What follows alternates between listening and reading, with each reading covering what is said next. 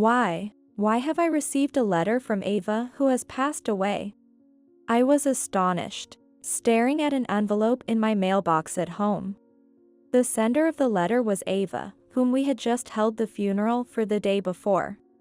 Ava had been very kind to me since the beginning of my marriage with her son, and I loved her dearly. We often dined out and enjoyed shopping together, and we were close like friends despite the age difference. Ava's sudden death left me inconsolable. Even after the funeral, I still couldn't fully accept the reality of her passing. In the midst of this, receiving a letter from Ava truly shocked me. Upon hastily reading the letter, it contained something beyond my wildest expectations. First off, the reason I received this letter was, apparently, because Ava had asked the church pastor to deliver this letter to me after her death. Then, it instructed me to open the chest at Ava's house, revealing there was even a secret compartment. The method to open this secret compartment was also carefully described. And at the end of the letter, it instructed that I must open it alone. Checking the time, I realized that it was when Ava's cohabiting family members, James, her eldest son and his kids, were out at school or elsewhere. I immediately headed to Ava's house, entered with my spare key alone, and as per her letter, opened the chest's secret compartment. Thank goodness, it opened. Relieved that it opened successfully, I checked what was inside. What is this? My name is Emma. I am 35 years old, working from home as a web designer. 5 years ago, I married Noah, 4 years older than me, whom I met through a friend's introduction, and we still have a very good relationship. However, we have not been blessed with children yet. Both of us love children and wanted to have them soon after getting married, but unfortunately, we have been unable to conceive. Previously, I was deeply troubled and depressed over not being able to have children, but there was always someone who treated me with kindness. That was Noah's mother, Ava. Emma, don't be so hard on yourself. There's no rush. It'll be okay. How about we go to that new waffle shop in front of the station for a change of pace? Ava always encouraged me with her warm words. Bright, kind, and empathetic. I loved her so much. Ava saved me many times, and gradually, my worries about having children decreased. While I still wish for children, we have not pursued intensive fertility treatments, preferring a natural approach instead. Noah often travels for work, so in his absence, Ava and I would go out to eat or shop, just like friends with an age gap. Ava lived close to the house where Noah and I live, in the same household as James's family, who have 3 children. Ava seemed to get along well with James's family, but James and Lily often hurled insults at us for being childless. Emma, still no kids? We have 3 lovely children, you know? It's disgraceful not to have children. Cut ties with Ava already. James's wife Lily said this with a triumphant look, and James joined in mocking us. You're right, Lily. Besides, Noah has always been a nobody, and even if you had kids, they'd probably be nobodies too. At first, Noah and I would talk back to James and Lily terrible remarks. However, they never listened to us, so gradually, we stopped responding. And we began to avoid them as much as possible. They treated us terribly, but in front of Ava, they acted like good people. So Ava never knew their true nature. We didn't want to worry Ava unnecessarily, so we never told her about their behavior. One day, Noah, Ava, and I planned to go out to eat on a holiday. When the time came, we headed to Ava's house. Usually, Ava would be waiting outside before the appointed time, but she wasn't there. What, is Ava not ready yet? It's unusual, but she should be out soon. We were not too concerned, as we waited for her. But even after 5 minutes, then 10 minutes, she didn't come out, and didn't answer her phone. What could have happened to her? Growing increasingly anxious, we decided to ring the doorbell at her house. However, with no response, we used our spare key to enter. Hey, Mom. Noah called her out as he entered the house, but there was no reply from inside. With a sense of foreboding, we hurriedly searched for Ava. Then, we found her collapsed in the living room. Ava. I rushed to her side, screaming, while Noah immediately called an ambulance. It seemed the James family was out, as there was no one else in the house but Ava. The ambulance arrived in about 8 minutes, and Ava was quickly taken to the hospital, but, sadly, she passed away. It turned out to be a stroke. Noah and I could not accept her sudden departure. We cried as if our tears would never stop. But there was much to do, like preparing for the funeral. We couldn't remain saddened and withdrawn forever. The funeral was a family affair, with James, the eldest son, serving as the chief mourner. For Ava's sake, Noah and I had to proceed with the funeral preparations, coordinating with James. Yet, during the arrangements and meetings with the funeral home, I sensed an air of reluctance from James. He didn't seem to mourn Ava's death, but at the wake and funeral, he fulfilled his duties as the chief mourner, at least minimally. Still, he would soon call Noah over to talk to the relatives. After that, he would quickly leave the table, causing the relatives to glare at him disapprovingly. Moreover, during the meal after the funeral, James was the first to sit down and made no move to stand up. He simply kept drinking beer, even as Noah urged him to greet the guests. Lily was also just drinking beer beside him, so Noah and I rushed to mingle with the relatives and talk about Ava and their visits. Perhaps seeing their parents just drinking and eating, James's 3 kids were absorbed in their handheld gaming devices. They laughed and playfully nudged each other, creating an atmosphere far removed from a post-funeral gathering. None of James's family seemed to mourn Ava's death. The relatives probably sensed their attitude. They barely spoke to James and Lily, but shared farewells and memories with Noah and me. Even as the relatives' demeanor toward them starkly changed, James and his family remained unaffected. They continuously ordered beer, talked about the inheritance and planned for a trip during the morning. Despite being so cared for by Ava, in her lifetime, they were very disrespectful to her wake and funeral. I glared at James's family with contempt. The next day, Noah left early for various errands. Alone at home, I went to check the mailbox for the newspaper, and noticed an envelope inside. Who could it be from? I took out the letter, and saw it was addressed to me, with Ava as the sender. Why? Why would there be a letter from Ava? Surprised, I returned to the living room and opened the letter. It contained something I never anticipated. Apparently, Ava had arranged with the church pastor to mail this letter to me after her death. The letter mentioned opening a chest at Ava's house, how to open a secret compartment in the chest of drawers, and the contact information for a family lawyer.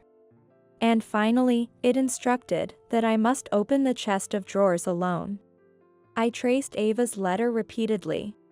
She was slender, but her handwriting was large and forceful. It truly reflected her way of life, and I felt a deep sigh of relief. I looked up at the clock. 9:30. Ava's house should be empty by now. Muttering to myself, I quickly got ready and headed to her house. The kids would be at school by then, and James and Lily would have left early that day. I saw on Lily's social media earlier that she and James were going out. Despite it being the day after Ava's funeral, they seemed to be sending the kids off to school and bragging about enjoying their day off, using bereavement leave. If that post was true, there should be no one at the house. I had to go then, or I might not get another chance. Using my spare key, I opened the front door of the house and slowly entered. The absence of Ava, always there with a welcoming smile, filled me with sadness. I held back the pain in my chest as I entered Ava's room. Her chest of drawers was quite old. But perhaps because she occasionally tended to it, the chest of drawers opened smoothly. And as the letter described, I found and opened the secret compartment in the back of the chest drawer. Thank goodness, it opened. I was able to open it safely, and I let out a sigh of relief. I checked what was inside. There, along with the items mentioned in the letter, was another document. What is this? Staring at the document, I felt Ava's love and nearly broke down in tears. I wanted to stay and cry, but I needed to leave quickly. It would be bad if someone returned and saw me. Especially since Ava's letter instructed me to do this alone. After taking the documents home, I contacted the family lawyer mentioned in the letter and informed him of Ava's passing. I was about to suggest to Noah and James's family that we all meet during the weekend, but just then, I received an email. It was from Lily. She was asking for us to gather at Ava's house during the weekend for an important announcement. What could Lily possibly want to talk about? I had a bad feeling. Though skeptical, it would be odd to refuse, so I agreed to Lily's request. On that weekend, I arrived at the house with Noah and was nervous about the discussion. James and Lily had smug, unpleasant smiles, and their 3 children were not present. They were probably being looked after elsewhere. As soon as Noah and I sat down, they flaunted a document. This is the will Ava left behind. Lily declared loudly. The signature on the will was indeed Ava's, stating that all her assets should be inherited by James and Lily. You see, it says here we inherit everything, so you guys won't get a penny. Too bad. James laughed mockingly. His face was ugly with glee. Noah was perplexed, but I silently stood up and brought in the lawyer waiting outside. Who is this? James and Lily were confused by the sudden appearance of the lawyer. Noah was also surprised, not knowing the lawyer had been waiting. This person is the lawyer Ava had trusted. I introduced him briefly, and James and Lily's faces slowly turned from shock to anger. A lawyer? Why did you bring one here? Per Ava's instructions, she wanted the lawyer to help with the smooth creation of the inheritance division agreement. James and Lily loudly protested the need for a lawyer. James slammed the table again and gestured towards the will. Mom left a will. We don't need a lawyer with this. At that, the lawyer quietly raised his hand. Is this document entirely written by your mother? Without a doubt. James asserted it was. The lawyer shook his head significantly at the scene. This cannot be accepted as a will. A handwritten will must be entirely written by the person themselves. The lawyer pointed out the word will at the beginning and Ava's signature at the end. Ava's name was written in a familiar handwriting, but the rest looked like it was printed from a computer or something. The previously noisy living room fell eerily silent. James, as if jolted, reached out for the will and brought it closer to himself. But the text remained unchanged. It's just the neat printed Gothic font. Wait, Suddenly, Noah pointed at James. why is the back of the paper so clean? Upon hearing Noah's remark, we noticed there was indeed something off about the will. The signature part and the rest of the text have different handwriting. Could this will be forged? The lawyer's comment made James and Lily's shoulders twitch in shock. What are you talking about? There's no way we would do such a thing. What's with this tension? What if it was forged? What then? Lily's words prompted the lawyer to speak. Falsifying a will is a crime of forgery of private documents. James and Lily turned pale. While the flustered couple blurted out incoherent excuses, the lawyer delivered a crucial piece of information. Emma has a notarized will, so this will here is invalid. What? James and Lily were dumbfounded, their eyes wide. What is that? We weren't told. In Ava's letter to me, it was written that she had hidden the notarized will behind the secret compartment in the chest. We didn't know either. Ava told us the hiding place in the letter we received recently. The letter didn't just contain practical matters, but also why she made a notarized will and told me about it. Ava had been feeling her health declining and decided to prepare a will, suspecting that James and Lily would likely alter it.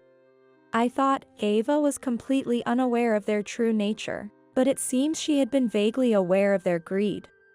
The notarized will stated that the property should be divided equally between James and Noah. What? She prepared something like this. James and Lily were stunned.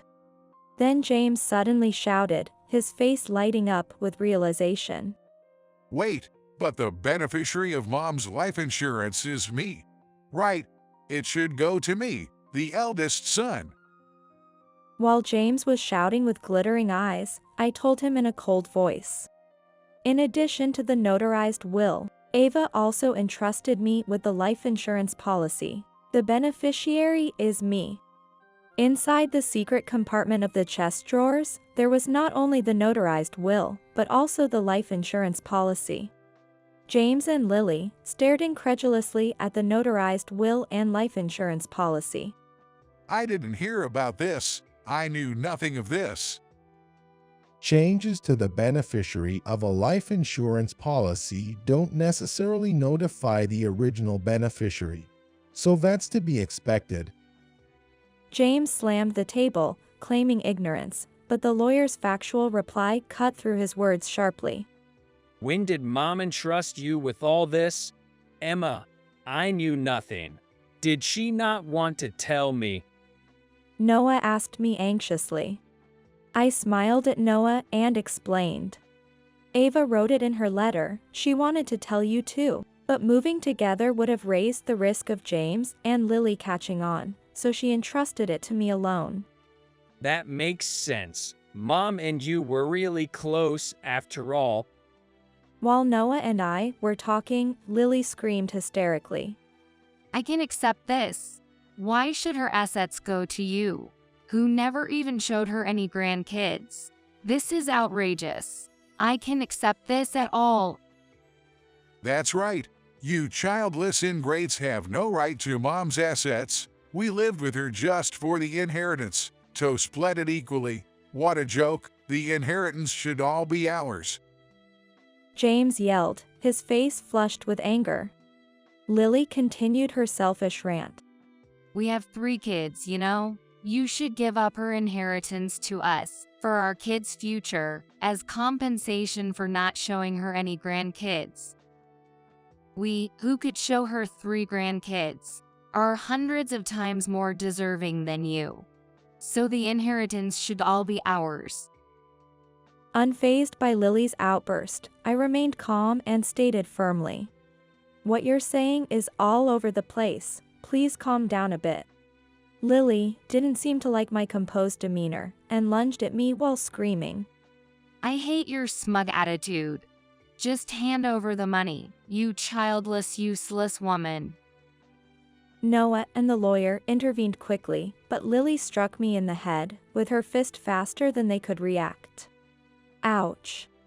Her hand had several large rings on it, which felt like brass knuckles, causing me to cry out from the dull pain. Stop it. While Noah and the lawyer pulled Lily away, she was still agitated and reached out for me again. Hand over the inheritance. I should get it all because I have 3 kids. Lily's eyes were bloodshot, her face twisted in fury. Go on, hit her more. James egged Lily on, and infuriated Noah called the police. Soon after, the police arrived, and Noah and the lawyer explained the situation. James and Lily were then taken away by the police. Left behind, Noah and I thanked the lawyer and decided to send him home for the day. It was supposed to be just a meeting to discuss the creation of the inheritance division agreement, but it turned into a complete mess. We agreed to apologize to him later on. Noah was very concerned about me being hit by Lily, but I assured him that the pain in my head had completely gone, and he seemed relieved. Reflecting on the intense situation, I muttered, "What an intense period this has been." Then Noah mentioned something odd to me. You know, Lily always seemed to overly flaunt her kids, bragging about how great she is for showing 3 grandkids to mom. Don't you think she's too greedy about money? Indeed, Lily had always boasted about her children, and her obsession with money earlier was extreme.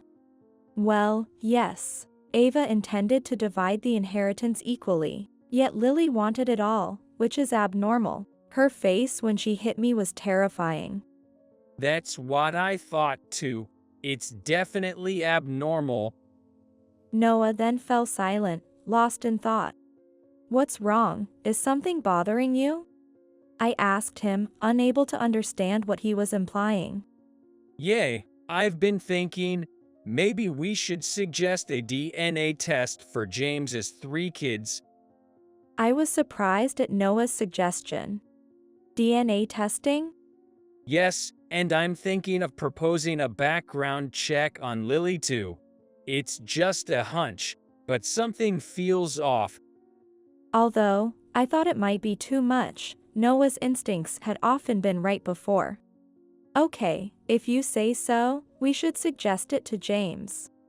Later, when Noah brought it up to James, he reportedly ridiculed Noah and yelled at him. Just because you don't have kids, don't suspect ours. But at the end of the confrontation, James snatched the DNA testing information from Noah, as if stealing it. Perhaps James had his suspicions as well. The first results to come back were James and his children's DNA tests. It was revealed that the second and the youngest sons were not biologically related to James. I suspected the youngest because he didn't resemble either parent much, but the second son too. Noah was speechless. Perhaps finally facing the truth, James thoroughly investigated Lily's background. The findings were damning. Lily had been involved with multiple men even before marrying James. And recently, the truth had been discovered by the wives of her lovers, who then demanded compensation. Lily, being home more often than James, had meticulously hidden the certified mail and other evidence.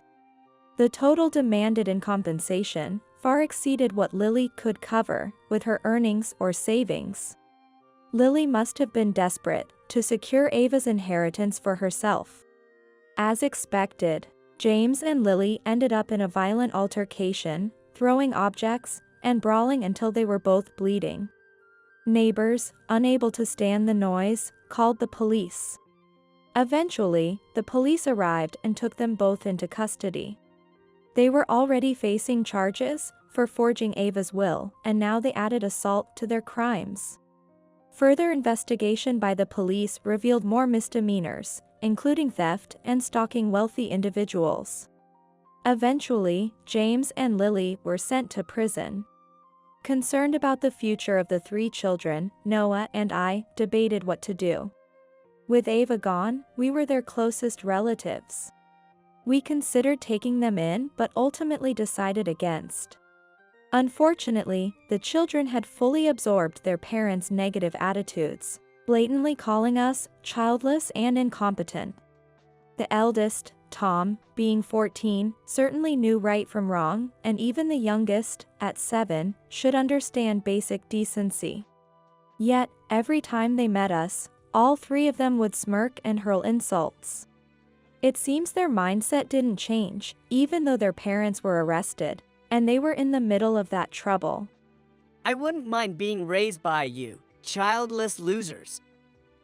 The 14-year-old, Tom, taunted us. It was something I never expected to hear. Hearing such words made it impossible for me to feel any love or hope of raising them to be decent individuals.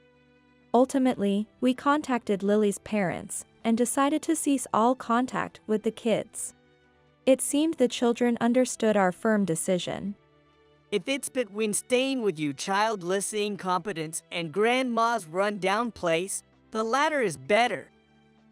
So I guess it was for the best. We haven't told the children that two of them are not biologically related to James. Whether or not the truth would be revealed to them will be up to James and Lily's relatives. Noah and I decided to use the inheritance left by Ava as a financial resource to move to a new place far away. It was a location rich in nature with plenty of greenery, where both of us quickly felt at home. There's a charming waffle shop near our new home, which always makes me think of how much Ava would have loved to visit if she was with us. Not long after moving, I finally became pregnant. The positive result on the pregnancy test made me scream in surprise and joy. After visiting the OB/GYN for confirmation, we were told without a doubt that I was pregnant. We cried tears of joy as we embraced each other. Ava would have been so happy for us. Also, the business venture I had been secretly planning is progressing well. Noah and I are working hard for our upcoming child, enjoying fulfilling and happy days.